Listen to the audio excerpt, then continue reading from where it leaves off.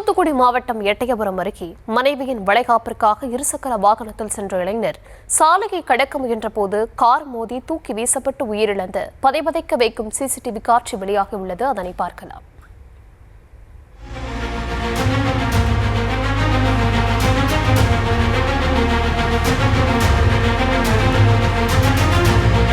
விபத்து குறித்தான கூடுதல் விவரங்களுடன் இணைக்கிறார் செய்தியாளர் ராமமூர்த்தி. விவரங்கள் வழங்கலாம்.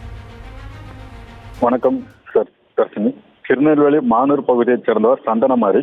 இவர் தூத்துக்குடி மாவட்டம் எட்டயபுரம் அருகே தெற்கு முத்தலாபுரத்தில் உள்ள மகாலட்சுமி என்பவரை திருமணம் முடித்துள்ளார். கர்ப்பிணியான மகாலட்சுமிக்கு சில தினங்களுக்கு முன்பு வளைகாப்பு நடைபெற்றுள்ளது. இதற்காக சந்தனமாரியின் மனைவியின் ஊருக்கு வந்துள்ளார். இந்நிலையில் இன்று தூத்துக்குடி மதுரை தேசிய நெடுஞ்சாலை கோட்டூர் விளக்கில் தனது பைக்கில் சாலையை கடக்க முயன்ற போது திருச்செந்தூரில் இருந்து புதுக்கோட்டையை நோக்கி சென்ற கார் மோதி சம்பவ இடத்திலே சந்தனமாரி பரிதாபமாக உயிரிழந்தார். இது குறித்து தகவல் கிடைத்ததும் போலீசார் சம்பவ இடத்துக்கு வந்து உடலை கைப்பற்றி எட்டயபுரம் அரசு மருத்துவமனைக்கு அனுப்பி வைத்தனர். இதற்கிடையில் உயிரிழந்த சந்தனமாரி உறவினர்கள் மற்றும் அப்பகுதியைச் சேர்ந்த மக்கள் தூத்துக்குடி மதுரை தேசிய நெடுஞ்சாலை சாலை மறியலில் ஈடுபட்டனர்.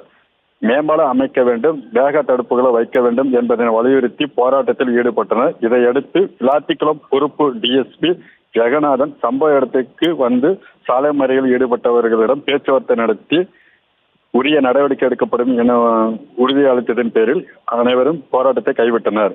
மேலும் இப்போராட்டம் 40 நிமிடங்கள் நடைபெற்றன. இதனால் போக்குவரத்து பாதிக்கப்பட்டது. இரு பக்கமும் நெடுஞ்சாலையில் வாகனங்கள் அணிவகுத்து நின்றன. மனைவியின் வளைகாப்புக்கு வந்தவர் கார் மோதி உயிரிழந்த சம்பவம் அப்பகுதியில் பெரும் சோகத்தை ஏற்படுத்தியுள்ளது. விவரங்களுக்கு நன்றி.